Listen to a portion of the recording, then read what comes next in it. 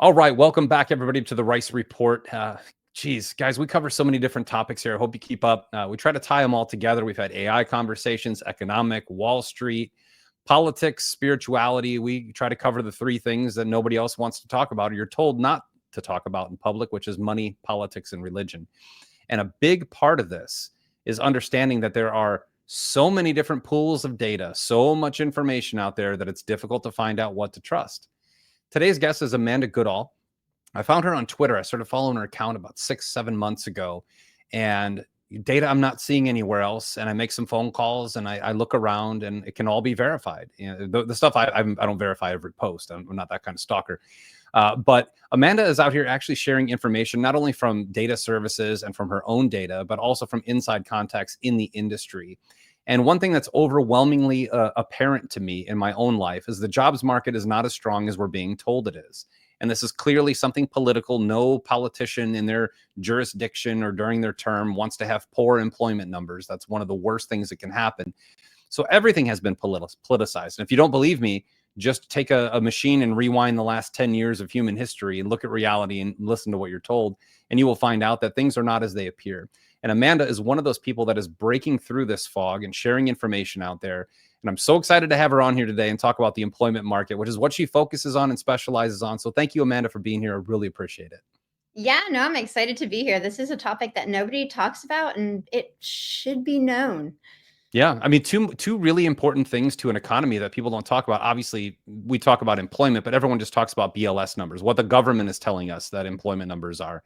The other one's trucking. I was surprised that I did an interview with a trucker a year ago, and not a single economist in the world was paying attention to trucking. I look at weird stuff. I look at like corrugated cardboard boxes, which are used for packaging. If those are going down, an economy is going down because people aren't buying things. The jobs market is one of the top three pillars at indicating what's happening economically. So, Amanda, can you give us a little background of how you became a jobs market expert? Yeah. For the last 20 years, I've worked with executives, anybody from a manager, director on up, looking to figure out their career path. And over the last 10 years of that, I really started going, wait a minute, what is going on in the jobs market? Because this has been coming for a while. This is not just all of a sudden the jobs market is bad, which a lot of people believe that it just happened after the pandemic. No. This has been coming for a long time. So I started looking at, okay, well, if you're applying to all these places, why aren't you getting in? Let's figure it out. So I've kind of started to build models. I do a lot of workforce intelligence for companies, investors, CFOs, HR teams, things like that. What is that exactly? That's basically me looking behind the scenes, not at that government data, not at ADP data, and not even at sentiment, but actually looking at the hiring levels in companies, because you can see everything. It's not about earnings, it's about the talent, because the workforce is always the most important part of every company, right? If you don't have the workforce there, you're not making money. If you have the wrong workforce, you're not going to be making money. So, it's all of those signals that people need to be aware of, job seekers, investors alike. And so that is what I do now with the Job Chick and Edge Pulse. And we just got data this morning, right? There was a private sector expected 98,000 jobs, which is puny. Yeah. That is a tiny, tiny number. That is one of the lowest expectations of hiring that I've seen in years. And it not only wasn't plus 98,000, it was negative 33,000 today. So the private sector is telling us that we're losing jobs, whereas the government's telling us that job openings and job hirings are on the rise. What's the reality? Where are we at in the middle there? Again, I don't like to look at that data, because at the end of the day, it's not been accurate for so long. Like you mentioned, I agree with you completely. You go back 10, 12, 15 years, it doesn't matter from administration to administration. It's not accurate. I think maybe in the 80s, 70s, 60s, it maybe was, back in the day when it was new and shiny, but now it is manipulated. We are seeing that. And, I look to everybody that I speak to that are job seekers, that are coming out, that are executives that just contact me, any of the insiders that just message me to give me sources and I can verify it. And I can see what that data looks like. And as far as the job market goes, it's bad. It's worse than we can even imagine. Those numbers, say them, use them, whatever. It's worse than you can imagine. And everybody's feeling it.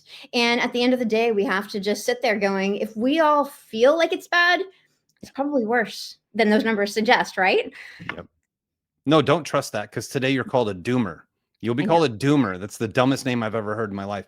But it's the reality of things. We talked off camera. One of my good friends has a tremendous CTO background. Anyone would be lucky to hire this guy. And he thankfully just got hired after like 9 months of unemployment, his third term in unemployment in the last 3 years. Very successful guy, very competent. It's amazing. And you just pointed out something. We feel that it's worse than it is, but then someone tells us it's better, and we listen to what makes us feel better, right? That is kind of human nature, and there's nothing wrong with that. There really isn't. Like, everyone wants to feel better. But the reality of the job market right now could be summarized in a few ways. AI is obviously intervening, and people are losing jobs. That will create, there is a positive for investors. There's a positive because you'll have more efficient workforces that actually don't cost a lot of money, but it's going to cost human nature. I just did an interview about an hour ago about AI and the job force, and it's something not a single person I've talked to has a distinct answer for what we do when AI takes over, and it will. I mean, there's nothing that's going to stop that. But then you have the ultimate side of things where you can look at your own life. I mean, I run a prayer group and a ministry, and I talk to a lot of people. And I talk to a lot of people who've been in the same job 20 years, who were laid off, who are still 9, 10 months later looking for a job. These are the heartbeat of America. What are you seeing right now in the trends in downsizing or hiring? Or just give us a basic data dump of, give us Amanda's view on economic overview on the jobs market, completely void of BLS and ADP. Are y'all all sitting down? Here's the thing. What I do see, just like what you said, people that have been in jobs for 15, 20 years, they're the first ones getting cut right now.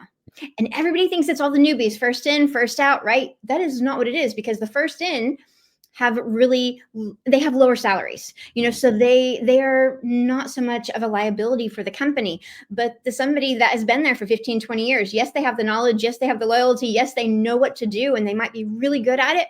They're costing a lot.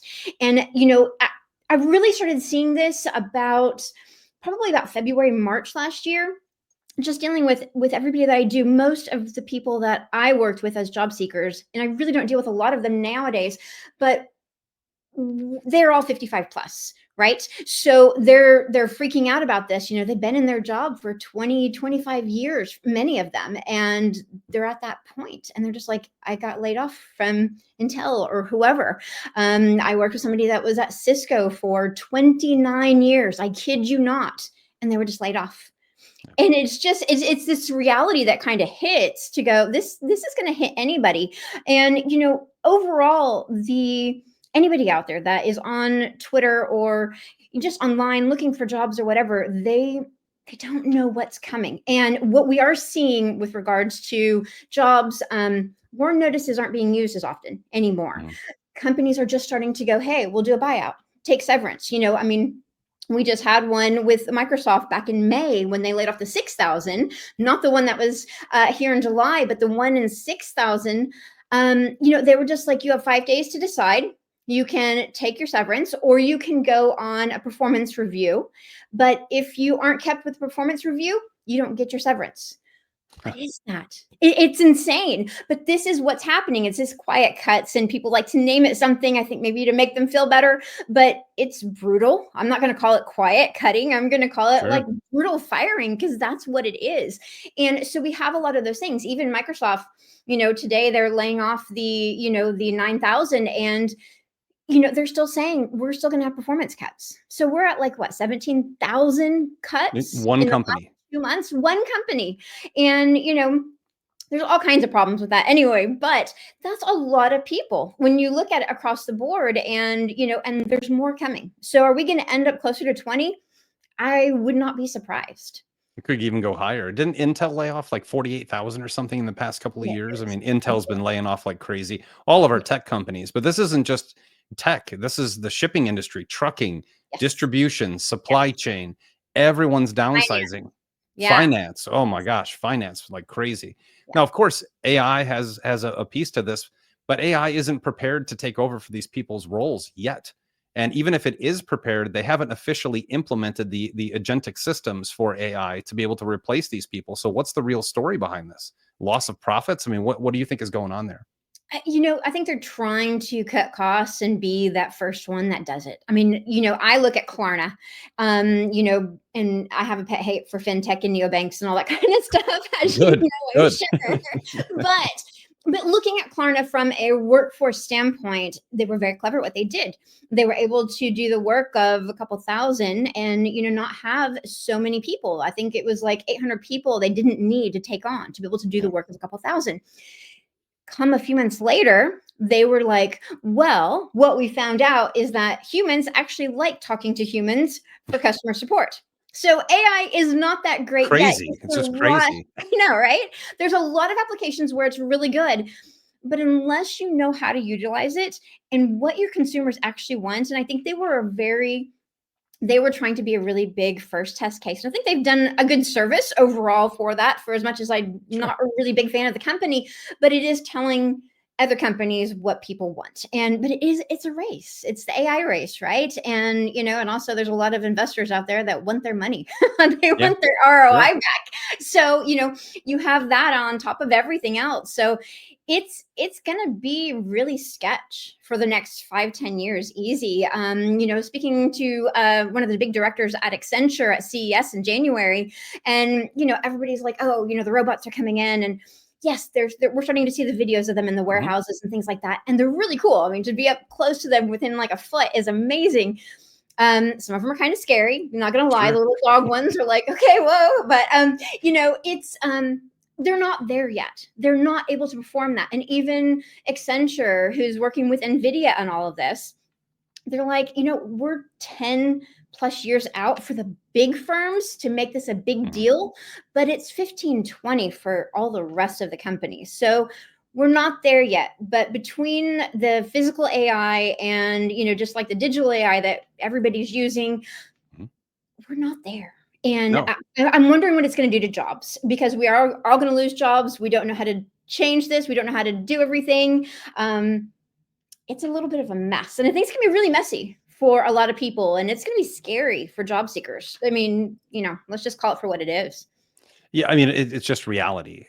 We live in a time, we're in a transition period. I mean, everyone can feel that, right? Like we are going from one system to another.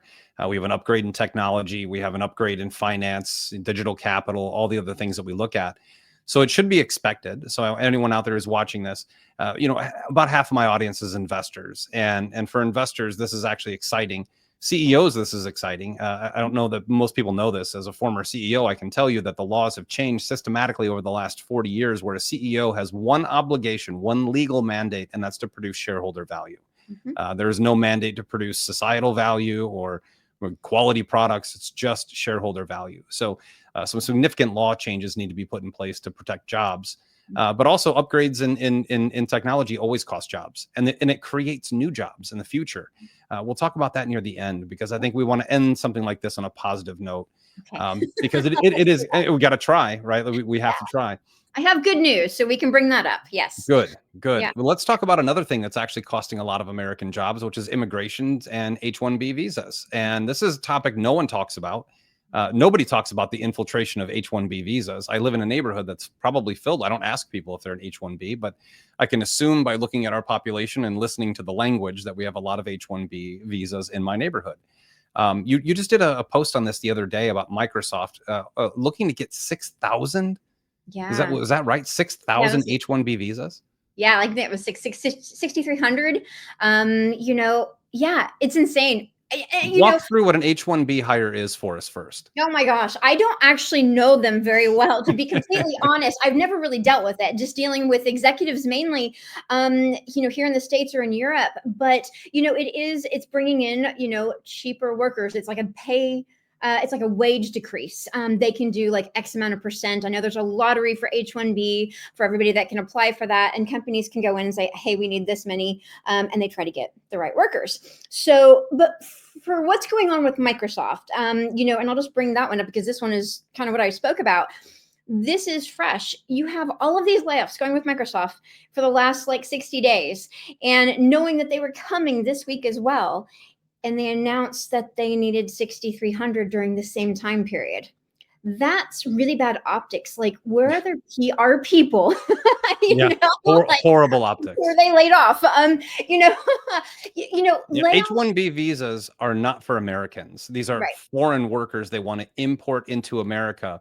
They make great money, but it's still less than they would pay an American. So, I mean, that's kind of the basics of an H-1B visa. They're primarily coming out of Asia. India is a primary exporter of H-1B employees. Mhm. So these H-1B visas, what we're watching, if you're a Microsoft fan, or if you shouldn't be a fan of anything, but if you're a Microsoft supporter, you should acknowledge that right now Microsoft is laying off tens of thousands of Americans and applying to the government to bring in foreign-born workers to replace them cheaper. That is not an America First agenda by Microsoft at all. And this is not siloed to Microsoft. This is happening at Google, Facebook. All the big tech firms are trying to replace. Vivek Ramaswamy was defending the H-1B visas. Elon Musk was defending them. So you have these big CEOs with only shareholder value as their legal mandate that are advocating for us to continue to bring in foreign people into our country who deteriorate our culture, by the way. If anyone could define what American culture is anymore, I would love to hear it, because I don't know what it is anymore. It's a blend of a bunch of stuff from around the world that no one asked for. But more importantly, American families are losing money to people who weren't born here, who haven't paid taxes here for 30 years like the other workers have, and continue. But I think it's important to understand that H-1B visas are not for Americans. They are for foreign-born workers to come in and replace you cheaper, because cheaper to them is still a lot of money. And if you look at the job earning statistics, I think that Asian-born or Chinese-born workers in America make more than anyone. Indians follow right behind them, and then white people are third. So you continually hear the opposite statistics out there, but that's the facts. Yeah. I think it was with this one, it was up to like a 82% of the wage. So yeah, I mean, it's still really good money when you look at what's going on. But it's, and I'm actually really big on meritocracy. But for years, tech companies have been, oh no, there's a skills gap. There's a skills gap. And then all of this isn't new. The H-1B thing is not new, No. but it's now becoming a big part of the conversation. More people know about it, more people hear about it. It's not talked about, but more people are realizing this is actually happening, and it's not a skills gap. And you just kind of have to sit there and wonder: is there somebody over in India or in China, maybe just creating these like tech universities, going, okay, these are what these companies need, and so 100% that's happening. Right? There's incubators all around the world training for American companies in foreign-born lands. That's 100% happening. Yeah. So it's just wild to see from an optics standpoint when our economy is as it is, the job market is the way it is for Americans, and I mean, this is global. But just to see it like it is, and then they're like, oh yeah, we need to hire these people, and this is every company. This is not just tech. This is not just Microsoft. Right. I see this in a lot in finance. Telecom is starting to pop up into that picture as well. And so this is where we're at. And the optics don't look good. So I don't know what any administration is going to deal with this over the next couple of years with all of it. Well, and there's some basic economic impact involved in this as well. So the stats come out, the top 10% of earners pay something like 68% of the taxes in this country. No, and people will say, well, I don't care about executives. They make too much money. Those executives are W-2 employees. They have almost no write-off. The highest taxpayer in the world, in the country, is a high-paid executive employee at a large company. They pay more taxes than anyone. There's no way to get out of it as a W-2. And I've been there. So I get it. I would shock people if I could tell you what I paid in taxes over a couple of years, because there's no way around it. They're not the CEO. They're not the business owner with all the write-offs. These are the ones paying a lot of taxes, and they're the ones being laid off right now, which means we have a bunch of very intelligent people that don't have jobs. That's always bad. Number two, it means that one of the largest cash cows for the IRS, which I think is a criminal service, they're missing out on capital, which is supposedly to fund our government, which doesn't work that way either with a central bank. But this is a big dent in the ability for the company or the country to repay its debt. And more importantly, on the executive side, what are some of the stats? So say we have a 45-year-old executive with 2 kids, he gets laid off. How long is it taking them right now to find a new job? If you're in the top 3 C-suite titles, CEO, COO, CTO, CIO even, you're 9, 12, 18 months. Yeah, because there's so few. Nobody wants to change. 10 years are so long. 10 years for C-suites are typically, for most industries, are anywhere from 4 to 7 years. And that's just going to depend on your boards, how much they hate you, what's going on when you took over the company, all of those different factors. But on average, nobody wants to leave that. And Right. if they do, it's all kind of behind the scenes. So if you're not in there ready to deal with that succession, and succession is a big conversation for CHROs right now, because they kind of just forgot about it. I don't know, for the last couple of years. I don't even know what happened. They got too many AI systems they're utilizing, and they're thinking it's going to work. It's not working. But it's one of those things. I'm actually working with a technology director at one of the super major oil companies right now, and actually 2 of them. One's a CTO and one's a CIO, and they're both trying to figure out. So, part of what I do is go, okay, let's do the analysis. What are the companies we're aiming for? One's like ready to go off on to any other industry, and one's staying in oil. And, so we're trying to find the right path. Well, okay, how long has this CTO has been in office? Have they been there for close to the end of the tenure? Okay, maybe you should go become a director there so that you can go work in. This is the craziness that has to be done. And that's kind of what I started doing like 10 years ago, when I started dealing with people and I started seeing all these problems that job seekers are having, especially executives on upwards. And I've done a bit of recruitment, but it's not really my thing. But to see just what goes on, it's a hard thing to do. I can't, most of my clients are 250K up. Honestly, most of them are 5 and up. But if you're sub 100 or sub 150, I can't imagine what the job market looks like. It is so hard. And just to see everybody applying on LinkedIn, hearing about this ghosting, hearing about all these problems, it's frustrating. It's maddening.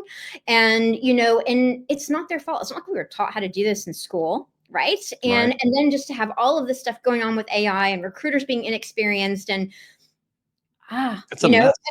It is. It's a complete mess. But yeah, I mean, the job market, even for anybody that's not an executive, you're still looking at 6+ months, honestly. And you have to take into consideration, when you're being laid off from these companies, you're lucky to get 16 weeks severance, right? Yeah. That's a great package. That is a great package. So, I'm hearing anything from 8 to 14 on average, just because the average time at a company is like 3.8 years right now. So you're not there for a long time. And a lot of people did start their job after COVID. So we have a very small time period that they would have had that job. So their severance is low. How does that extend during this job market? Let alone, let's bring up the IRS again, it's taxed. Severance is taxed. That's right. And a lot of people don't realize that. And they're like, oh, cool, they're going to get 70K and they're going to be able to go on vacation. And I do see people say, oh, I'm going on vacation. I'm going to think about what I'm going to do for a couple months. I'm like, no, you need to start job hopping right now, and, and figuring it out. But severance doesn't go very far. And, the average job search is what, 24 weeks right now, I think it is. To get is it that short? It is that. Okay. So let's. It depends on your salary range. That's government data. It is. I would say it is a lot for a lot of jobs, and I would say probably like the sub 120 down. You're probably going to be at 24, 30 weeks. It does not mean that's a good job. It does not mean it's a full-time job. Right. It's just a job. It's a job. It's money, and that's what people have to do these days. But we are seeing, even from government data, we're seeing it extend over 27 weeks. Well, after 27 weeks, you fall off them actually surveying you. So this is how bad government data is. And looking at the BLS numbers, and even private sector, things like that, I try to focus on actually just the hires and job starts and job ends at companies, because that gives you the full picture of what actually happens. And when you see all these jobs being listed, but you're like, yep, you didn't hire these people this month. They're doing it for optics. They're doing it for earnings. It's really frustrating for investors. That's something that I really have to kind of dive in, into it all with them to go, yeah, they're like, oh no, the earnings great. We're not talking earnings. We're talking talent and what's actually happening. Do they have these contracts put in place? I do a lot of stuff with aviation, private space, and oil. So there's a lot of contracts. Well, if they haven't won that contract, they're not going to be hiring those people that they might have on job boards. So we have to take all that into consideration. Good So point. Yeah. it's a disaster. It's a disaster. Nobody knows what's going on. I don't think recruiters know what's going on. HR doesn't know what's going on. And honestly, a lot of executives don't actually know what's going on either. So, they're doing their thing and hoping it works, It's not and shocking. yeah.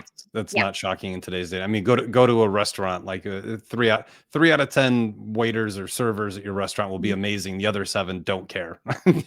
People just don't care. Here's another myth I want to talk about with you.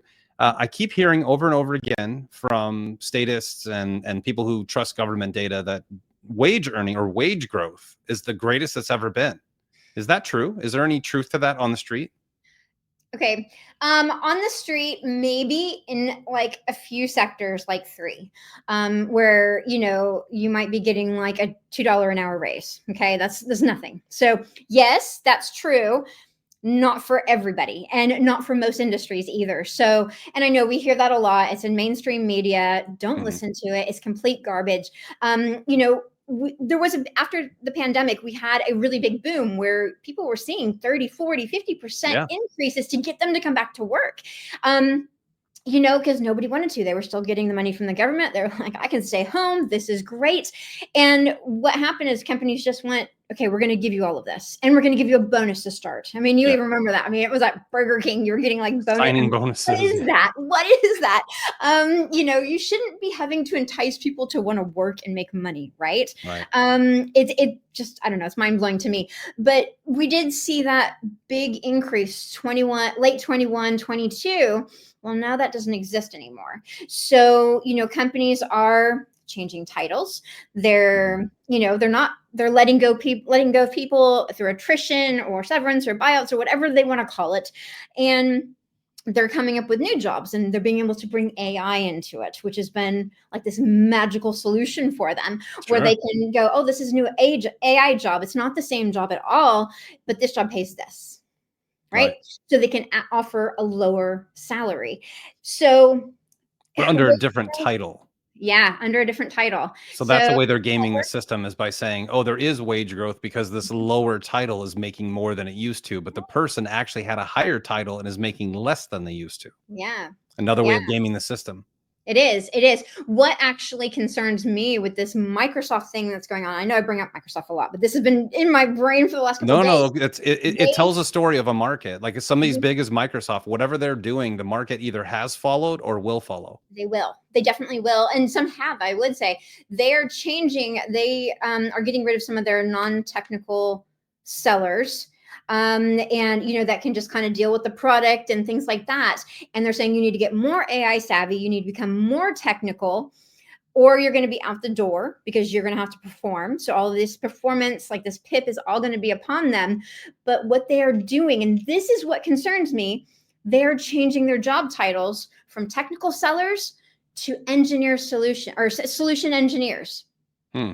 Well, that's a very technical title. When you put that on a resume in your next job, if you get a performance cut or whatever, whenever you leave Microsoft and that's your title, well, now you look like a very big tech person, which is not necessarily going to translate well to any other company that is like, well, this is my job duty, but this is my title. Your experience is going to be very different. It's very hard to line that up.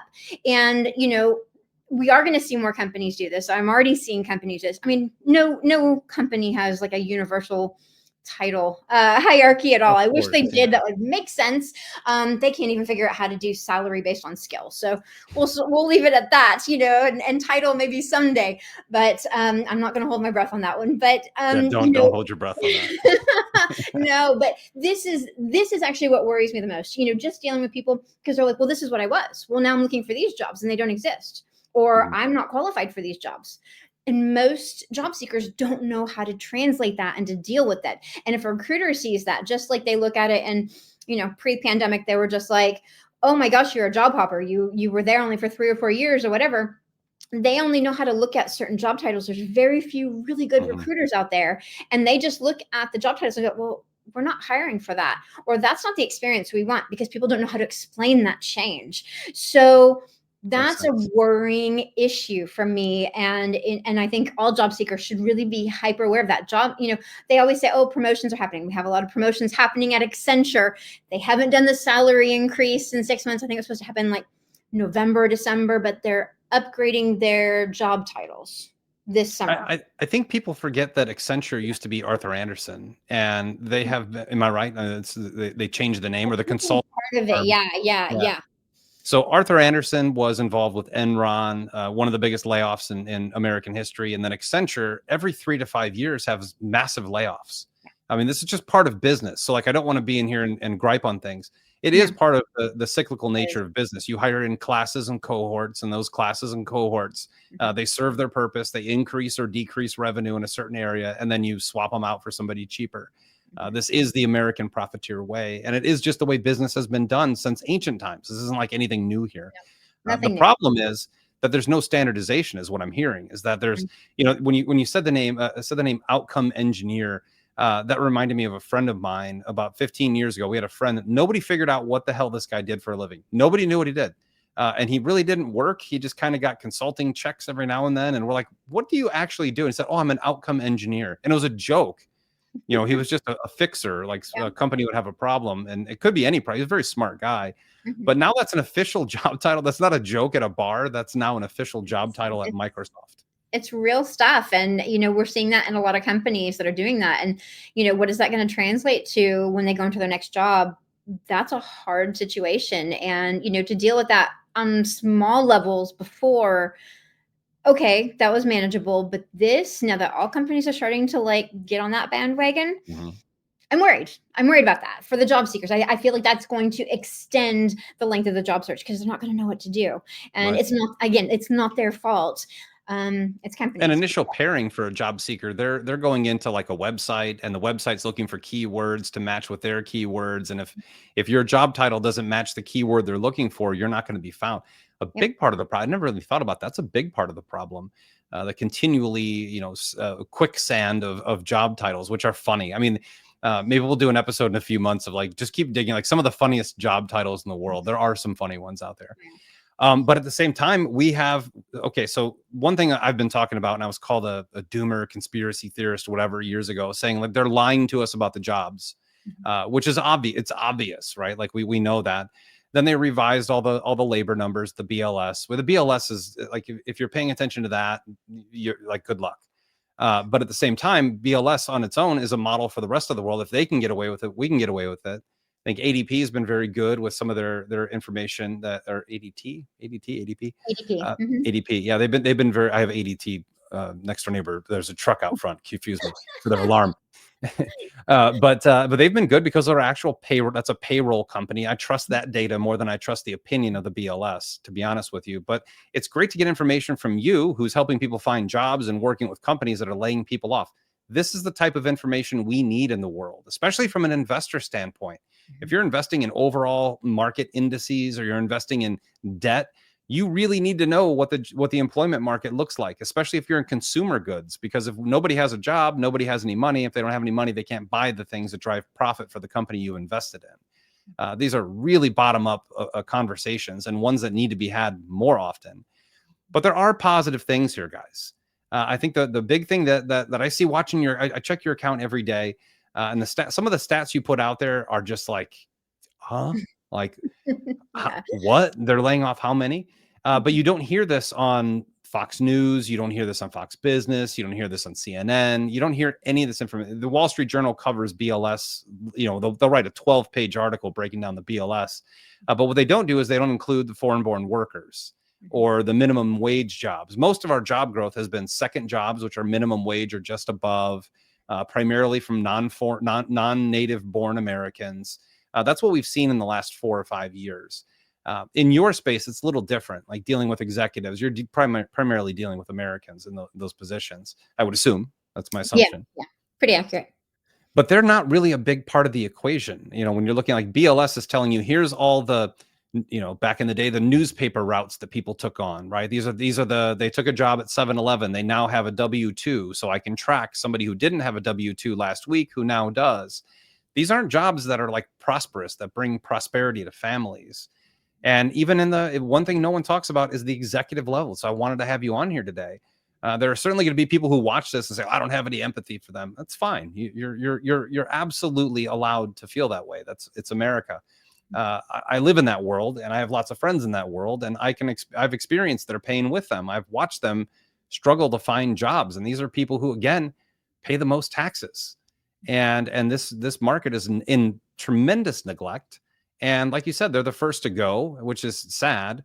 I think we'll see a lot more of that moving forward. I think that's going to be very prevalent with AI. A lot of the mastery knowledge workers are going to be replaced because they've spent the last 20 years basically sending their knowledge into a machine that now has access to everything that they've done through their emails and social media posts and everything else. Where do you see this going? Give us the, as we wrap up here, give us the shining light. There's got to be good news. There's got to be good news. There is good news. I run a lot of models for a lot of my investor clients just to see, okay, where are we going to do cap rotation? What's going on? I usually can predict layoffs, a quarter or two out. Yeah, you've been very good at that with some of those posts. Yeah. Yes, thank you. But yeah, with all of that, I look at every industry as a whole. I have my different clients have different portfolios, so I kind of just stick in certain fields or certain companies. But I do try to look at every industry as a whole. And what I am seeing is that, yes, Q3, Q4, just write it off. It's not going to be pretty. It's not going to be good. Certain industries are going to get hit worse than others. I'm already seeing all of the problems with finance. It's all coming to light right now. Especially with the big banks. We'll just leave it at that and walk away. No. Don't walk away. We've seen the big movie. It's okay. No, there's a lot of issues, and it's not due to AI. It's due to just everything just not lining up. You've got a lot of defaults happening. I did a show with Melody Wright and Locks of Unicus Research the other day, and talking about what's going on between housing and, a CRE and just credit defaults. It's insane. And, I also advise in the credit world as well, but on the consumer side. So seeing it all just kind of melt, to me, it's like this layer of all these problems. And it's like, just a layer of an onion. You just keep peeling, it gets worse and worse and worse, and you just keep crying. You're telling me that the $653 billion in unrealized losses at banks, it's not being a doomer by saying they have these unrealized losses. These are actually causing problems in the banks now. After a decade. It's been a decade since a problem was began. I'm seeing it too and hearing it. I'm glad to hear you're saying that as well.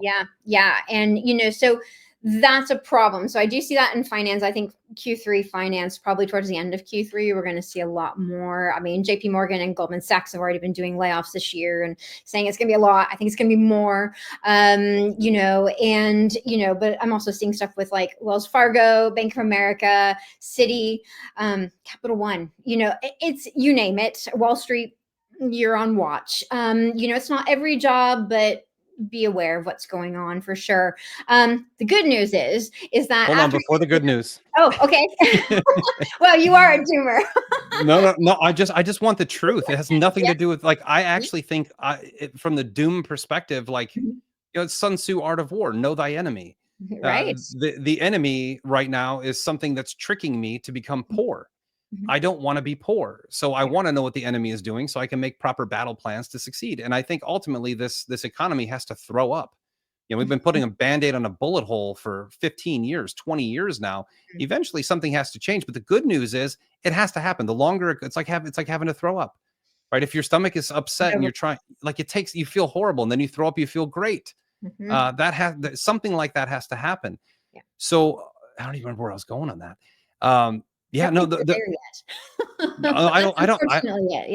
don't either, but we keep hearing constantly, like, the banking center, like all these publicly traded companies and finance moguls and banks and all this stuff that they're we're at 38 PE on huge stocks right now, but these companies which are trading at 38 times earnings, they're laying people off because they're struggling with credit defaults and swaps and all this other stuff. Like, there's real problems boiling below the surface, and it's not doom. Like, if anything else, here's the way I think when I hear bad news. I'm like, how do I profit from that? I get it. I'm right there with you. Why do you think gold and Bitcoin are thriving, right? People are like, hey, I want off of this boat and I want to sit into something different. And it's not negative. It's actually very positive. Mhm. I hate the term. God, the term. If I just like 1 week without hearing the term doomer, I'll be a happy camper. No. Because it's I just reality. It's just like, how do I spot opportunity? I don't spot opportunities by looking for the fluffy unicorns and ice cream. I'm looking for, where are the problems, because that's something I can solve. And if I can solve that problem, there's probably profit. I mean, that's just kind of the American model. I don't know why it's so weird today I to know. acknowledge that. But continue. So Wall Street, Goldman Sachs, Bank of America, Wells Fargo, every major Just big firm you're finance mentioning here. banks, any finance banks, any Wall Street, just keep an eye on them. They're not all going to have a problem. Of A lot course. of them have problems. We all know this. But earnings calls were just a little bit too happy in Q1. I think so Q2 too. that's now, it's just like, yeah. So that's not what's behind the scenes in the workforce. So you can say that, but yeah, but Q3, Q4 is going to be really tough. We have a lot of logistics issues right now, like you mentioned, with trucking. Just any kind of warehousing and logistics is just, they're having a moment as well. We've got oil. Anything in oil is having a moment as well. It's hitting a lot more. It looks like it's going to hit offshore very soon, probably the end of this month. It's really going to start hitting offshoring more. Permian's getting hit. Obviously, we know that. Yeah. I So live yeah. here. Yeah. So, we have a lot of issues in different areas. Of course, retail is just, consumers aren't spending the same way, or they are, and they're just going into debt, and that's your buy now, pay later problems, and that's a whole nother episode, right? I've But covered that ad nauseum, so you're good. All you guys got to do is look back at my live videos where it's just me, and I've covered ad nauseum the illusion of retail purchasing, because it's not coming from cash; it's coming from credit. yeah, All of it. 100% is. It 100% is. And that's what, you have to look at that, and you compound that. And I know you've spoken about that, where, we have all of that and we are just spending credit. Well, when you're laid off, maybe it's one or both in a household. And I do see that a lot, because a lot of tech couples both work at Apple, both work at Google, both work at Meta. That's just a thing. I don't know why, but it just is. And they both get laid off. Well, now yes, they were making good money, but they also maybe live in the Bay Area or something. It's not cheap to live there. So we have all these issues. So people are using credit over their bank accounts, and then that gets bogged down, and we have all these problems. And again, severance does not last. So something does have to break to get better. I just don't think we're there yet. You hit the nail on the head. Something has to break to get better. Yeah. And that's okay to say, because that's the truth. But let's get into the good news as we wrap up here. Good news. Late Q1, Q2, I am seeing right now, barring, wars and any other major issues going on. I usually try to run this model about every 2 to 3 weeks. So if you're on my X, you'll see it. But right now, end of Q1, Q2, I am seeing hiring pick up, not in all industries, but I am seeing it a lot in aerospace, aviation, defense, anything that has to do with AI, LLM, machine learning stuff, which is good news for people getting laid off right now. And also in marketing. And they have had a drought, a massive drought. And I know it's weird because a lot of people are like, oh no, there's AI for marketing. Well, what's happening in all of that side, just any kind of branding and marketing concepts. And this isn't just your average, hey, I'm making a brochure, I'm making a digital commercial. It's not that. It's kind of bigger. But companies have tried the AI route. It's not working. So it's not great marketing. It's cheeky. Like it's cheesy. It's cheeky. We know it's bad. Consumers are not biting at this. When Walmart's current issue that they have with, their sales are down, and their thing is like, oh, we're going to try to sell clothing to tweens. I kid you not. And they're going to try to do advertising with drones and make it really cool. Wow. Yeah, that AI needs to be put down and just turn that computer off. Go hire somebody to think about this again. Because last time I checked, 11 and 12-year-olds aren't spending their money on clothes at Walmart. I'm just gonna put that not out. happening. I don't think that is. And parents, yes, they are on sweatpants. My son loves sweatpants from Walmart. He buys them there. 16. He loves the Walmart sweatpants. Apparently, are the cool it's ones. A thing, huh? Oh my gosh! But yeah, that's not a marketing strategy. So there have been marketers for the last 2 years have just had the biggest drought ever because it Yeah. was AI. Well, AI can write the content. AI can build this video that's awful, because we're only just now Horrible. starting Yeah. to get videos that are getting better, but they're not there yet for marketing. Some of So them are really good. Some like you pick and choose a few and you're like, wow, this is yeah, incredible. But that's like 4%. The yeah, other exactly. 96% are terrible. Yeah, companies aren't using those. So they are getting smart. They do realize that they need to bring in some of the right people. So very high-end marketing, people that can really grasp the branding for companies to reach to consumers. Retail and consumer goods companies are struggling.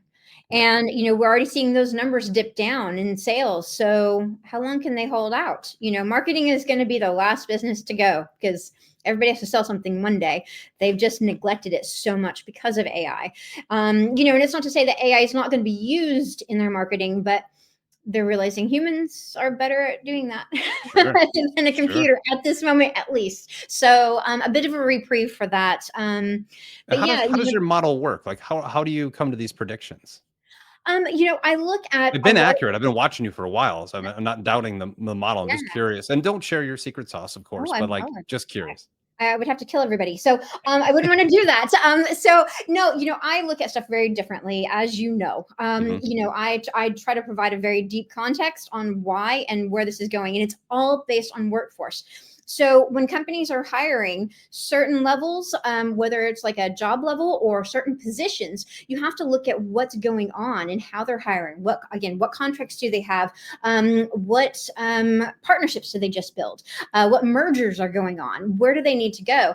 You look at that, you look at their earnings and take it with a grain of salt, or whatever, but you kind of build in all of that. And because of the last 20 years, I've been so lucky to work with like every industry. I'm pretty sure I've seen every single thing known to mankind, from teaching jobs to, CEOs to UN generals I've worked with, to look at Wow. all of these companies. And all of them, they tell me what's going on, and or it's, their career path we're talking about. So I know what's going on in all these different companies. So my brain should probably be like insured because I know all of these weird secrets I'm sure I shouldn't know. You got to have But your own LLM. Fill it up. and putting it all together and putting it in place with the workforce data. I constantly say talent is the new alpha because nobody's looking at it. But when you look at it, and I'm not talking about alt data, I'm not talking about Revealio Labs and things like that. They're great sites for base level data, but you've got to get that context, that analysis of actually what's going on. And when I can work and have insider sources at multiple companies, not that it's like an insider, discussment or anything like that. I'm not doing that, but it's going, well, I know this is happening. So, wow, this is going to affect these industries. Oh my gosh. Just like, the whole ports got shut down in LA. Well, okay, what trucking companies are out of there? It's that kind of concept, but I can do it really quickly. And I also have all of the current live workforce data and all of the models that I have created and started running so that I can start predicting layoffs 3 to 6 months down the road. So those are all the signals that investors like to look at because, you're going to know what's going on. When should I buy in? When should I get out? Absolutely. What are my numbers that I'm looking at? Or are we good? It's not that I can provide financial advice. I'm not that person, but they need to do them. But I provide the briefs and the reports. And same thing goes with companies. If their competitor is about to lay off just because I know and they've engaged me, I can be like, well, you guys need these people. We might want to look at these because they do a lot of employer branding advertising now for jobs. Sure. So Sure. now any kind of companies can start marketing to them once they know they're getting laid off. So it's about looking at what's happening at this moment. Look at what's historically proven, regression analysis, but bring it forward. Bring it forward the next 6 to 9, 12 months even. And, again, I barring love it. wars and anything crazy, it works. It works. So, yeah, it's fun. Nope. It's exciting.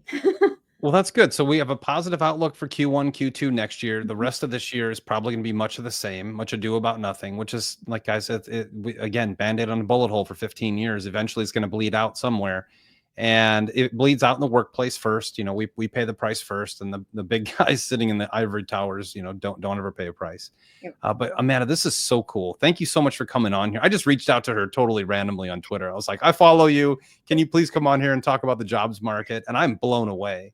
If you guys aren't paying attention or following, Amanda, tell everybody how they can get a hold of you, how they can follow you, see your research, all that type of stuff. Yeah, sure. So I'm the only Amanda Goodall with pink hair. You can't miss me. I'm the job Can't chick. miss you. No, I've had my hair like this for 20 years too. So I did it before it was cool. Yeah, It's good branding. Yeah, it is, right? So thejobchick.com. You can catch me on X. I'm the Job Chick, and also I've got a Substack. It's the Job Chick's Insider's Edge. So any of those, all of it. Check it out. Really good in-depth articles, like very well thought out. She's not just throwing out, this is what's going to happen. Very well thought out and detailed. Investors should pay attention to you because I think you give tremendous insight into public markets where they need to trade. I deal with a lot of them. There's a lot of you on here that I know a lot of you personally that watch this. Pay attention to what she's doing. Subscribe to her Substack. This is another piece of the puzzle if you really want to be informed about a decision you're making. Do you help job seekers still? Do you help with that kind of stuff? I do in certain industries, certain levels. It might be people that I've worked for in the past, or just people that reach out that I know I can help at this moment. But yeah, absolutely. If anybody's looking for that, I have advice. I can tell you about a lot of things, at least help anybody. But yeah, That's absolutely. Awesome. That's awesome. Thank you for doing that for people. And thank you for putting out all this information free on X. And I mean, just thank you for doing that. I mean, this is just a fantastic hour of education. And if nothing else, it's another point of view. And I talk about this all the time. We live in these siloed echo chambers. You know, you're a conservative, you're trapped in Fox News, you're a liberal, you're on CNN. Like, listen to the opposite story. Listen to, 4 or 5 people who don't have a vested interest. Listen to people who are actually in the industry, who are making predictions for years, who've been doing this for a long time, who are seeing something different. Just because it doesn't sound good to you doesn't mean it's not true. And just because it sounds different also doesn't mean it's true. We live in a world of tremendous misinformation. And the more information you can take in and correlate with other information, the better off you're going to be. You'll find the truth. You'll be able to understand where we are. We're very well aligned on where the job market's going. It's not rose-colored glasses, but I think we see a big boom in 26 and 27. I think you agree with that. But we've got to get through this rebound era. And unfortunately, that's what it is. It's just what it is. The outlook is positive because in the end, I think a ton of jobs come online. I think robotics actually provide a pathway for people to be happier at home. They provide a pathway for higher earnings, a lower price of goods, more efficient companies, higher returns on investment. But it's just a weird time, Amanda. We're in the middle of a transition from one system to another. And it's great to have people like you who are out here helping people, offering your services, your insight, your intellect. You also comment, which is very rare for people. You actually will answer questions on Twitter. So please follow her. What's your hand? The Job Chick. You're the Job Chick. At the Job Chick on Twitter. So thank you again for coming here. I'd love to have you back on in a few months and catch up and see what your model says again, if that's cool. Yeah, let's do it. Thank you very much for having me here. Absolutely. And thank you all for watching here. Just another one of our segments here on the conversation series on the Rice Report. It's been great having you here today. God bless you. God bless your families. God bless this country. And we'll see you next time.